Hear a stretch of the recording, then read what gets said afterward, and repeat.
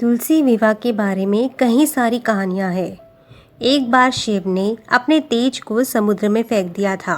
उससे एक तेजस्वी बालक ने जन्म लिया। वह बालक आगे चलकर जालंधर के नाम से पराक्रमी दैत्य राजा बना। दैत्य राजा कालनेमी की कन्या वृंदा का विवाह जालंधर से हुआ। जालंधर बहुत बड़ा राक्षस था।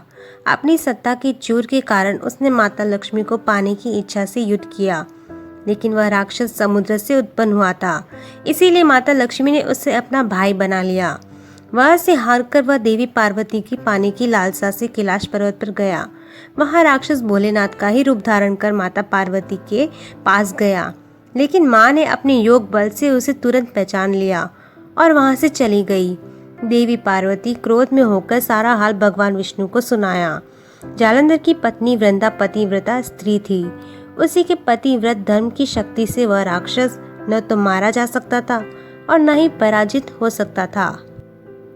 जालंधर को खत्म करने के लिए वृंदा के पतिव्रत धर्म को भंग करना बहुत ही जरूरी है। भगवान विष्णु ऋषि का वेश धारण कर वन में गए, जहाँ वृंदा अकेली भ्रमण कर रही थी। भगवान के साथ दो मायावी राक्षस भी थे, जिन्हें देखकर वृंदा डर गई। ऋषि ने वृंदा के सामने पल में दोनों को भस्म कर दिया। उनकी शक्ति को देखकर वृंदा ने ऋषि से अपने पति के बारे में पूछा। ऋषि ने अपनी माया जाल से दो वानर प्रकट किए। एक वानर के हाथ में जालंधर का सिर और दूसरे के हाथ में उसका धड़ था। अपने पति की यह दशा देखकर वृंदा बेहोश हो गई।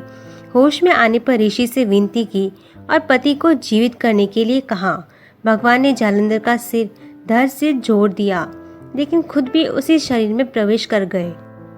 वृंदा को पता भी न चला। जालंधर बने भगवान के साथ वृंदा पतिव्रता का व्यवहार करने लगी। उसका सतीत्व भंग हो गया। युद्ध में तभी जालंधर हार गया।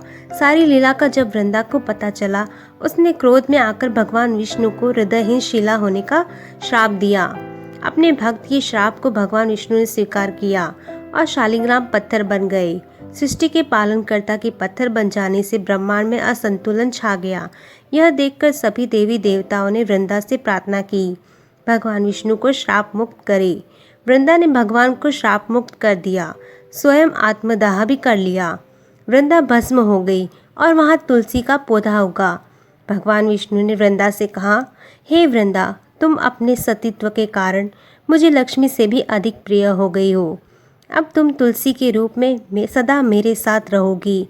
तब से हर साल कार्तिक महीने के देव उठावनी एकादशी के दिन तुलसी विवाह के रूप से मनाया जाएगा। जो मनुष्य भी मेरे शालिग्राम रूप के साथ तुलसी का विवाह करेगा, उसे इस लोक और परलोक में यश प्राप्त होगा।